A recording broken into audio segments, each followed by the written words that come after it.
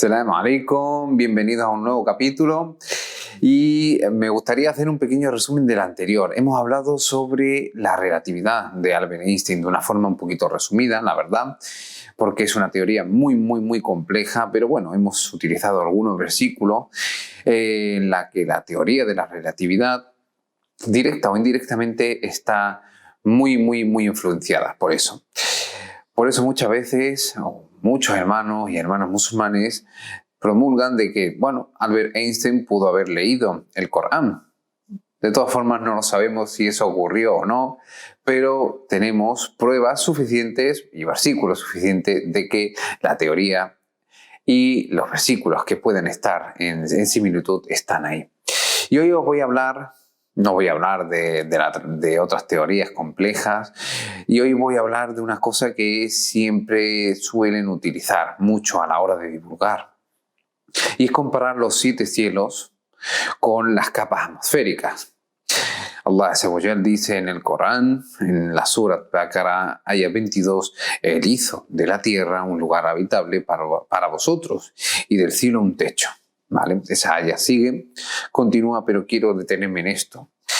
El cielo, el Sema, en el lenguaje moderno se define como el espacio en el que se mueven los astros, ¿verdad?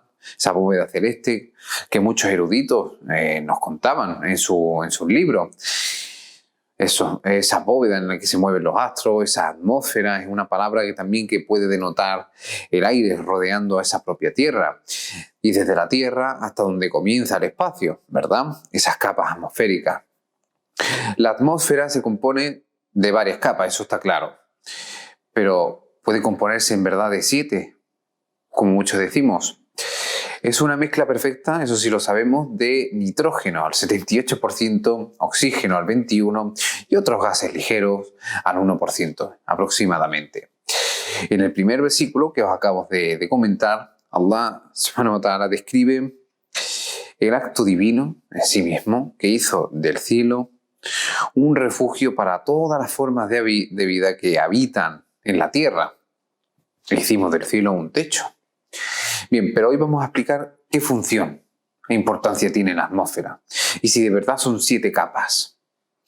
La primera función que podríamos decir es que nos protege de los rayos UVA tan nocivos para cualquier tipo de organismo y permite conservar la temperatura en la Tierra. Pues gracias al efecto invernadero, los gases de la atmósfera hacen que el calor que llega a la Tierra, a la superficie terrestre, desde el Sol, no se pierda totalmente en el espacio, conservando así la temperatura incluso cuando el Sol deja de iluminar ciertas partes de la Tierra, o sea, cuando la noche cae. Y esto es lo que justamente le pasa a Marte. Un planeta problemático en ese sentido, porque su atmósfera es tan tenue, tan lenta, tan débil que cuando los rayos inciden sobre su superficie, prácticamente el calor se escapa. Y tenemos unas variaciones de temperatura entre 10 y menos 110, 120 grados cuando el sol no le da directamente. Por eso es muy importante ese techo que Allah Subhanahu wa Ta'ala nos explica y nos dice en el Corán. También tiene la función de acumular gases importantes para que los seres vivos puedan realizar sus funciones vitales. Y entre ellas, como todos sabéis, está el oxígeno y el nitrógeno, o el propio CO2. Nosotros sí respiramos oxígeno, eso está claro, pero ¿por qué el nitrógeno? ¿Por qué el propio CO2? El CO2 tiene una función muy específica y es la de calentar la Tierra. Ese gas es el famoso gas de efecto invernadero. Capta la radiación, la energía que viene del Sol y la emite lentamente en forma de energía calorífica. Eso sirve para calentar toda la Tierra en sí mismo. El nitrógeno. ¿Para qué sirve el nitrógeno? El nitrógeno, respirar no utilizamos. Nosotros respiramos un 21% de oxígeno de aire, nada más. ¿Por qué el nitrógeno? El oxígeno es muy reactivo. Muy, tremendamente reactivo. Esa es la razón por la cual nosotros envejecemos. Los radicales libres del oxígeno atacan a cada una de nuestras células y la dañan. y cada vez el cuerpo en sí mismo le cuesta reparar ese daño que nos provocan ese átomo tan reactivo, ¿vale? Necesitamos algo en el cual ese oxígeno pueda estar imbuido, y eso es el nitrógeno, y evita en sí mismo que la propia atmósfera salga ardiendo. Bien, también distribuye la energía en forma de calor. La atmósfera distribuye la energía en forma de calor recibida por el Sol por toda la superficie, por lo que permite que ni los polos sean tan extremadamente fríos, ni el ecuador sea tan extremadamente caliente. La atmósfera que hoy conocemos no siempre ha sido así. La primera atmósfera que existió en nuestro planeta, recordar que hace unos 4.400 millones de años el planeta Tierra se había terminado de formar, entre comillas, y un montón de meteoritos bombardeaban cada vez su superficie. La atmósfera en ese sentido era muy, muy, muy débil, tipo como el de Marte. Así que la primera atmósfera que existió en nuestro planeta surgió poco a poco de la lluvia más grande y duradera de la historia que pudo haber formado los océanos. Esa lluvia que yo expliqué de que el agua venía desde el espacio y cuando impactaban liberaban esas grandes cantidades de agua que tenían ahí instaladas en los propios meteoritos o en los propios cometas, ¿vale? Poco a poco eso se fue asentando en el planeta y fueron rellenando los océanos y bajaron su temperatura. La composición de la atmósfera en ese momento pudo permitir que surgiera la vida tal y como conocemos, aunque fuera una vida muy primitiva, ¿vale? Hace 2.300 millones de años, los organismos que sobrevivían en estas condiciones no necesitaban de oxígeno porque no había prácticamente, ¿vale? Así que poquito a poco los organismos se iban haciendo cada vez más complejos y empezó a existir un tipo de bacteria llamado cianobacteria y unas algas un tanto primitivas que empezaron a llenar el planeta de oxígeno. Utilizaban esos gases que habían en la atmósfera en ese momento, hacían sus funciones vitales y de esos productos, un producto de desecho, liberaban oxígeno. Que eso asentó poco a poco las bases de lo que hoy podemos conocer como atmósfera y de lo que nosotros podemos respirar. ¿Y cuáles son estas capas atmosféricas? ¿Son realmente 7 cielos los que nos separan? ¿Es ese techo que Allah subhanahu wa ta'ala nos dice en el Corán? ¿Ese techo son 7 capas diferentes? ¿Podemos contar esas 7 capas? Bien, vamos a explicarla. La primera capa es en la que nosotros ahora mismo nos encontramos. Tú, yo, aunque me estés viendo a kilómetros de distancia. Y esta es la troposfera. Es la capa más cercana a la superficie terrestre y por lo tanto es en aquella capa donde nosotros hacemos nuestras funciones vitales, ¿vale? Por así decirlo. Es en la troposfera donde se desarrolla la vida en el planeta y más allá de la troposfera las condiciones no permiten que haya ningún fenómeno de vida, no se pueda desarrollar la vida. También permite que los fenómenos meteorológicos, ya sea las nubes, la lluvia, el propio clima, pues se desarrollen de manera correcta, ¿vale?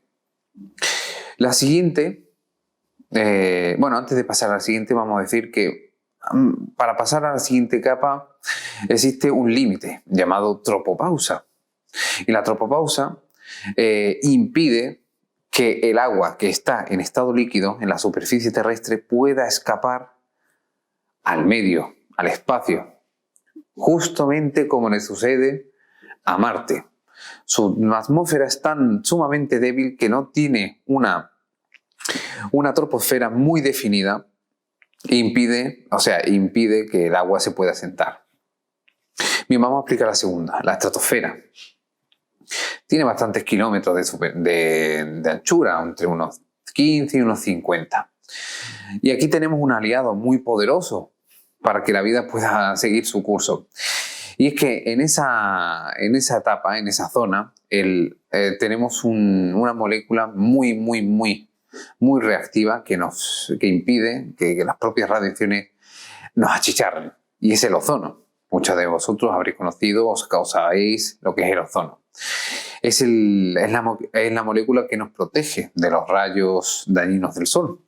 Y creedme cuando os digo que es mejor que esté arriba y nunca que esté a ras del suelo.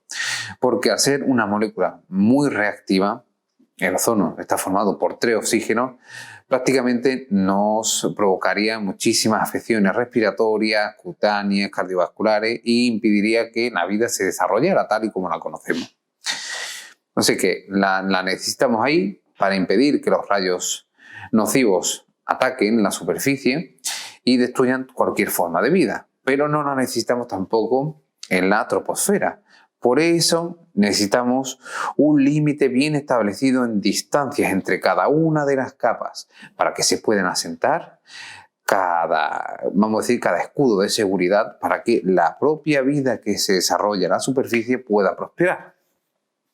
La siguiente etapa, o siguiente capa, vamos a decirlo, la tercera, contar, llevamos 3.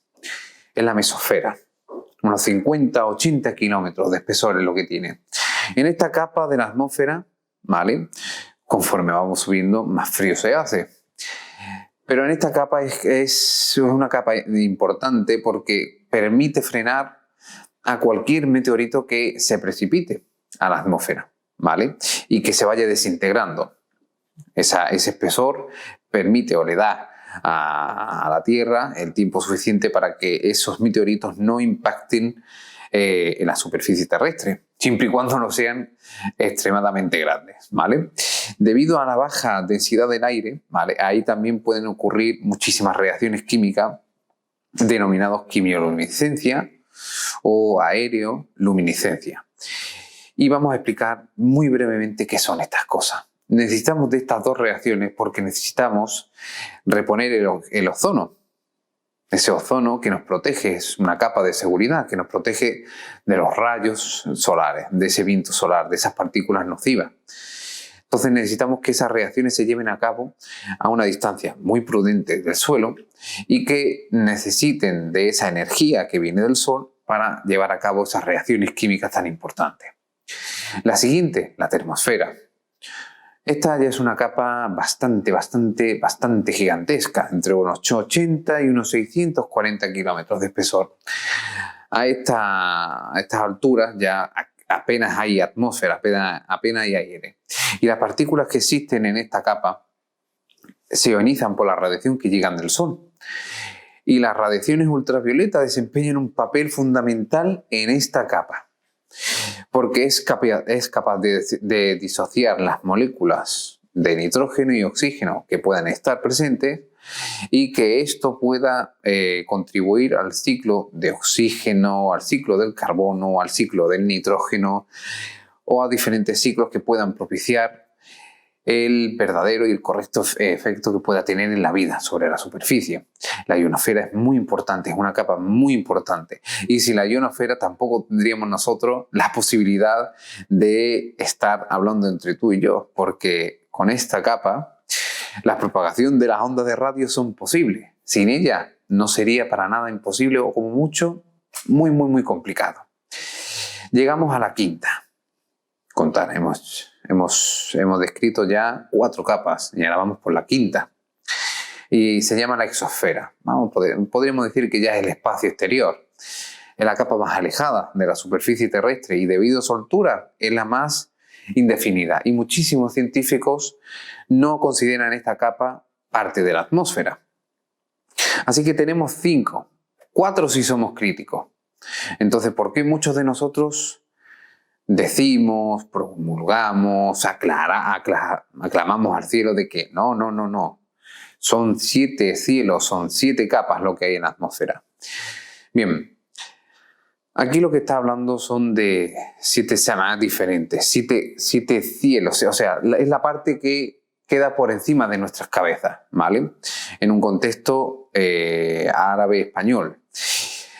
En muchos contextos también habréis escuchado que los números 7, 70 y 700 aparecen en numerosos versículos, versículos, hadices, etc.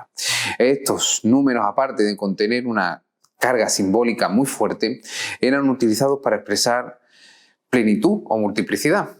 7, 70 o 700 se utilizan a la hora de designar pues múltiples cosas, muchas cosas o muchísimas cosas. Esto es algo que vemos constantemente en el Corán o en la propia Sunna. Con esto, con esta información, podéis ya quedaros tranquilos de que cuando alguien diga, oye, las capas atmosféricas son los 7 cielos que nombra el Corán, ya tendréis las herramientas y el conocimiento suficiente para decir, no, es esto, esto y esto. Hasta el siguiente capítulo con un poquito de más ciencia. Assalamu alaikum wa rahmatullah.